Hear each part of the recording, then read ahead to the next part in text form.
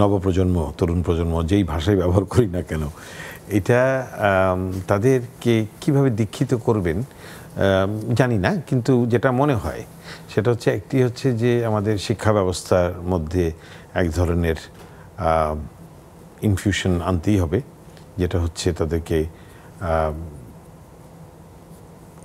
সমাজের যে ভালো সুস্থ চিন্তা এবং সুকুমার চর্চার দিকে ধাবিত করার একটা ব্যাপার থাকবে। দ্বিতীয় হচ্ছে যেটা আমি সবসময় বলি, charity begins at home. Upper charity অর্থাৎ তার যে বাড়িতে বড় হওয়া, স্যারের বাড়িতে বড় হওয়া, আপনার আমার, আপনি এখন আজকে এই জায়গায় কেন, আপনি কেন, আপনি যে লেখাপড়া করেছেন, আপনি যেখান থেকে যেই সাবজেক্ট আমি জানি আপনি কেন করেছেন, বা আমি যেইভাবে বড় হয়েছি, এগুলো এইটা কিন্তু পরিবার থেকে। প্রত্যেকটা বাড়িতে একটা করে লাইব্রেরি ছিল। লাইব্রেরি বলতে আমি বোঝাচ্ছি পাঠাগার ওই অর্থে না, একটা অন্তত আলমারি ছিল, যে আলমারিতে বই থাকতো এবং বই পড়ার অভ্যাসটা ছিল। আপনি এখন দেখবেন বই ব্যাপার না।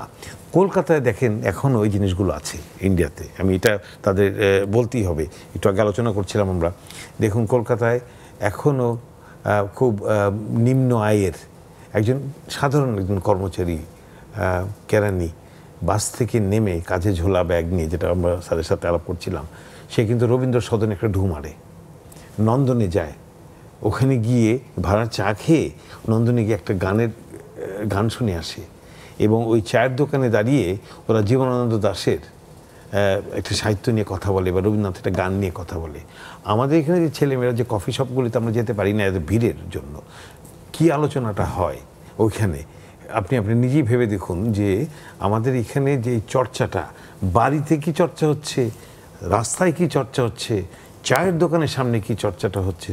হ্যাঁ, আমি যখন সন্ধ্যার সময় হাঁটতে বেরোই, আমি তো শুনি, তো বিভিন্ন রকম কথা শুনি, বিভিন্ন পার্কে যাই, হাঁটতে যাই, তো এগুলো হচ্ছে সম্পূর্ণভাবে বাড়িতে যে চর্চাটা হয়, বাবা মা যে চর্চাটা করছেন, বা ভাই বোনরা যে চর্চাটা করছেন, বা সামগ্রিকভাবে সমাজ যে চর্চাটা করছে, তারই প্রতিফলন।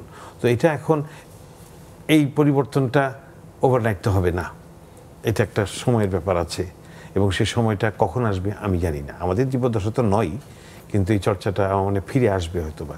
এক ধরনের দেখা যাচ্ছে যে রোম্যান্টিসিজম কাজ করে। রোম্যান্টিসিজম বলতে আমি বোঝাচ্ছি যে পলিটিক্যাল রোম্যান্টিসিজমও ছিল এক সময়, যেমন কমিউনিজমটা ছিল এক সময়। আমরা অনেকেই এক সময় কমিউনিস্ট ছিলাম।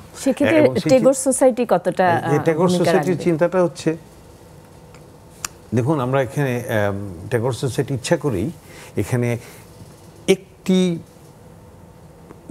ধারাকে প্রাধান্য দিয়ে আমরা এগোতে চাই না। অর্থাৎ আমি বলতে পারতাম যেটা গানের সংগঠন হোক, কিন্তু আমাদের এখানে ছায়ানট আছে, সুরধারা আছে, রবীন্দ্রসঙ্গীত শিল্পী সংস্থা আছে, এখানে বিভিন্ন সংগঠনগুলি আছে। আমরা চাইছি যে রবীন্দ্রনাথের যে বিভিন্ন তার ধারা উপধারা, তার যে কাজের ব্যাপ্তি, সেগুলোকে আমরা নিয়ে আসা, অর্থাৎ মোর অফ এন ইন্টেলেকচুয়াল ইন্টারাকশনের জন্য একটি প্ল্যাটফর্ম, এবং এটা বাংলাদেশের ভেতরে এবং বাংলাদেশের সাথে বাইরের। তো এবং এই সেমিনার, সিম্পোজিয়াম, রিসার্চ, পাবলিকেশনস, গান তো থাকবেই, গান, নাটক, নাচ, এগুলো তো থাকবেই, এগুলো তো রবীন্দ্রনাথের মূল ধারার একটি অংশ, এটা থেকে বাদ দিতে পারবো না। কিন্তু আমরা চাইছি যে একটা ইন্টেলেকচুয়াল এক্সচেঞ্জ অফ আইডিয়াস, এবং আমরা বেশ কিছু সাড়া পেয়েছি, মানে অভূতপূর্ব সাড়া বলা যায়, অনেক জায়গা থেকে পেয়েছি যে এটার সাথে তারা সম্পৃক্ত হতে চায়। তো সেটা সময় বলবে, এটার জন্য দরকার অর্থের দরকার হবে, অনেক কিছু দরকার হবে। যেমন ট্যাগোর সোসাইটি জামশেদপুরে যেটা আছে, ওয়ার্ল্ডের বিগেস্ট, বিশাল বিল্ডিং আছে, এবং চ্যারিটিটা দিয়েছিল একটি টাটা গ্রুপ। আমার এখানে টাটা গ্রুপ নাই যে আমাকে 10 কোটি টাকা 5 কোটি টাকা দিয়ে বলবে তুমি বিল্ডিং বানাও। জি, আনোয়ার সৈয়দ হক, আপনি ছোট্ট করে বলবেন যে তরুণদের জন্য আসলে আমরা কি করতে পারি এই সুস্থ সংস্কৃতি চর্চাকে ছড়িয়ে দেওয়ার জন্য? তরুণদের জন্য আমরা যেটা করতে পারি, যেটা ওই একটু আগে ভাই বলেন, চ্যারিটি বিগিনস অ্যাট হোম। আমরা পরিবারের তরফ থেকে, যে যাদের ছোট, আজকাল তো সবারই ছোট পরিবার, একটি ছেলে বা একটি মেয়ে এরকম, বা একটি ছেলে মেয়ে, আমরা ছোটোবেলা থেকে সুস্থ সংস্কৃতি চর্চা আমরা শুরু করতে পারি। কিন্তু আমরা তাদের ছোট ছোট গল্প বই পড়ানো, তাদেরকে বিভিন্ন সংগঠনে নিয়ে যাওয়া, ছায়ানটে নিয়ে যাওয়া, যারা ঢাকায় আছেন, বা সাংস্কৃতিক কোনো কর্মকাণ্ডে বাচ্চাদেরকে ছোটোবেলা থেকে সম্পৃক্ত করা, তাদের কবিতা, ছড়া শেখানো, সেইটা নিয়ে বাচ্চাদের মধ্যে কম্পিটিশন প্রতিযোগিতা, তাদেরকে নাচ গানের প্রশিক্ষণ দেয়া, এই যে আমাদের চারুকলা ইনস্টিটিউটে বাচ্চাদের ছবি আঁকা শেখায়, প্রতি শুক্রবার শনিবার তারা বাচ্চাদের বিনা পয়সায় ছবি আঁকা শেখায়। আমি যে সমস্ত বাচ্চারা খুব দুষ্টু মায়েদের বলি যে আপনাদের বাচ্চাদেরকে ছবি আঁকার জায়গায় নিয়ে যাবেন, কেউ নিয়ে যায় না, কারণ মনে করে ওইটা হচ্ছে একটা অধার্মিক কাজ, ওইটা করলে তার ছেলেমেয়ের ভবিষ্যতে ক্ষতি হবে, তারা কেউ নিয়ে যায় না।